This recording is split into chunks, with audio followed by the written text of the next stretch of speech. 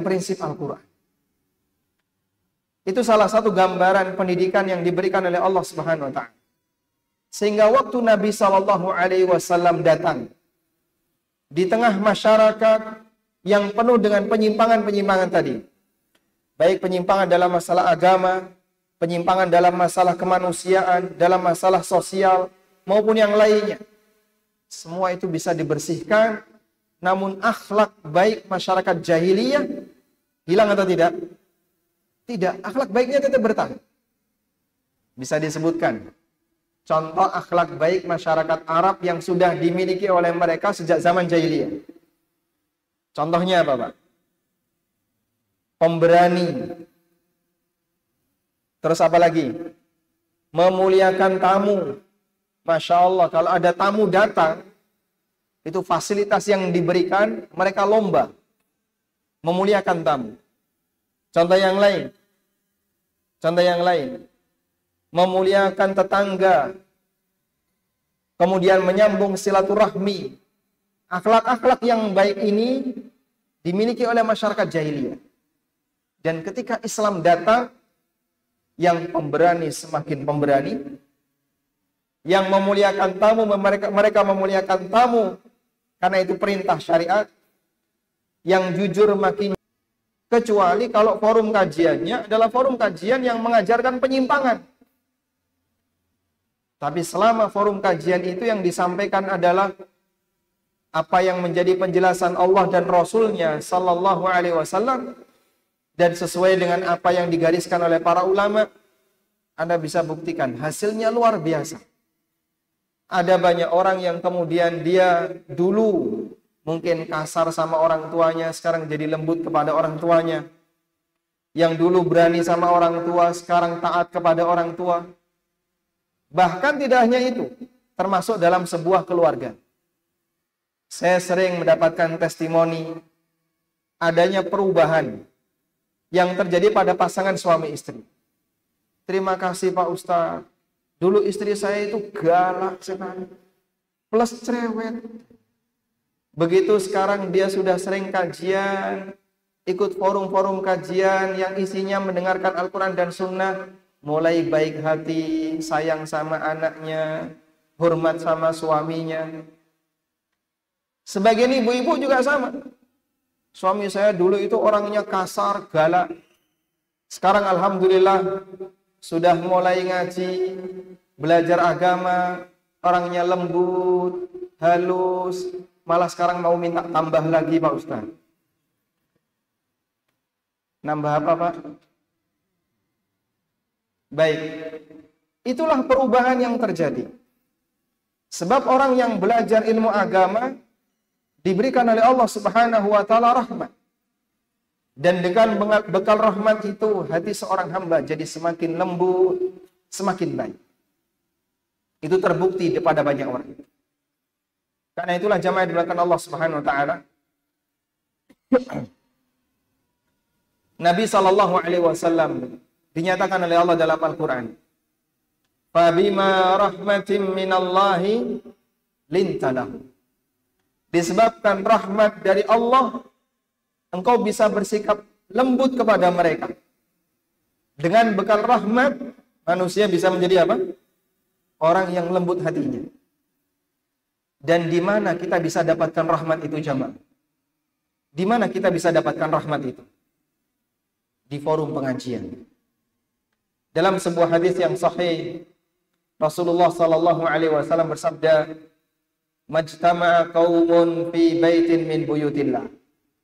Kalau ada sekelompok orang yang berkumpul di rumah Allah, di masjid, yatluna kitab Allah wa yatadarasunahu bainahum, yang di situ kegiatannya adalah membaca kitabullah, lalu saling mempelajari isinya, illa nazalat alaihimus sakinah, maka akan turun ketenangan di forum itu, wa ghasyiyatuhumur rahmah, dan mereka akan dilingkupi oleh rahmat.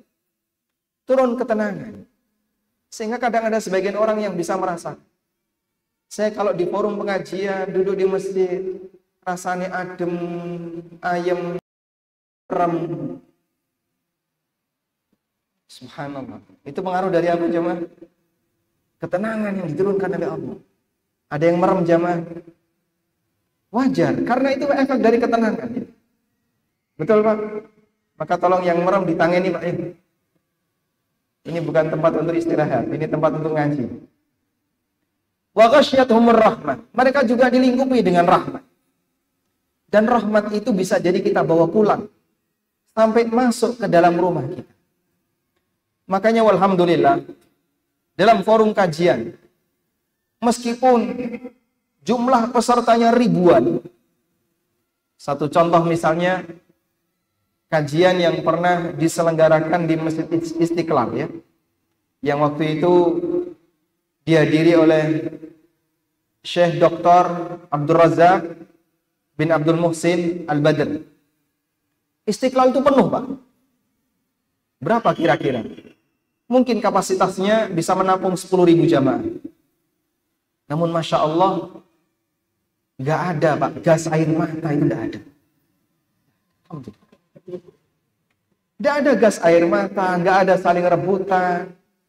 Sehingga mereka dalam jumlah yang sekian banyak, nggak ada satupun korban karena terinjak. Karena semuanya datang dengan ketenangan, dan mereka meninggalkan tempat dengan membawa ketenangan. Baik, Anda dalam forum ini, saya tidak tahu jumlahnya berapa. Butuh nggak tim keamanan yang banyak? Di luar ada berapa? 1 orang. Security 1 orang. Alhamdulillah. Coba, kalau ini Pak, dengan jumlah sekian, acaranya bal-balan. Kita ganti acara, acaranya bal-balan. Kira-kira butuh tim keamanan berapa? Mungkin 1/3 atau setengahnya.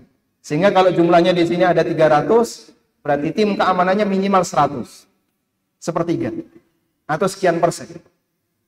Tapi dalam forum kajian, alhamdulillah kaum muslimin tidak membutuhkan itu.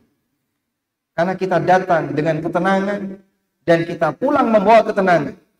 Sebab ilmu itu memberikan rahmat bagi siapapun yang memilikinya. Karena itulah di antara tujuan besar program pendidikan yang kita berikan kepada anak, salah satunya adalah membuat anak itu semakin lembut hatinya. Dan orang kalau sudah semakin lembut hatinya, akan sangat mudah untuk kemudian dikendalikan dengan nasihat. Diajak belok kanan, dia mau belok kanan. Diajak lurus, dia mau lurus, dan seterusnya. Baik, disitulah apa yang dinyatakan oleh Ali bin Abi Thalib radhiyallahu anhu ketika beliau memaknai firman Allah Subhanahu wa taala, "Qu anfusakum wa ahlikum nar." Jagalah diri kalian dan keluarga kalian dari neraka. Kata Ali bin Abi Thalib, "Allimuhum wa addibuhum." Ajari mereka tentang ilmu dan ajari mereka tentang akhlak. Ajarkan kepada mereka tentang ilmu dan ajarkan kepada mereka tentang akhlak, tentang adab. Karena dengan bekal ini, seorang muslim bisa menjadi lebih baik, karakternya lebih lunak, lebih lembut, gampang untuk dinasihati dan dikendalikan, karena dia hatinya sudah lembut. Baik. Selanjutnya jamaah dimakan Allah Subhanahu wa taala. Selain ini dalam rangka untuk melaksanakan perintah Allah, "Qu anfusakum wa ahlikum nara." Allah Subhanahu wa taala juga menyebutkan sebuah janji yang sangat luar biasa. Bagi siapapun yang dalam satu lingkup keluarga, mereka bisa bekerja sama mewujudkan takwa kepada Allah. Allah Subhanahu wa taala berfirman, "Walladzina amanu wattaba'athum dzurriyyatuhum biimanin alhaqna bihim dzurriyyatahum wama alatnahum min amalihim min syai' kullu imri'in bima kasaba rahin." Walladzina amanu, wong-wong sing mukmin, wattaba'athum dzurriyyatuhum, lalu dia diikuti oleh keturunannya sing mukmin. Orang beriman dan punya keturunan yang beriman, sehingga bapaknya mukmin yang saleh, anak-anaknya juga mukmin-mukmin yang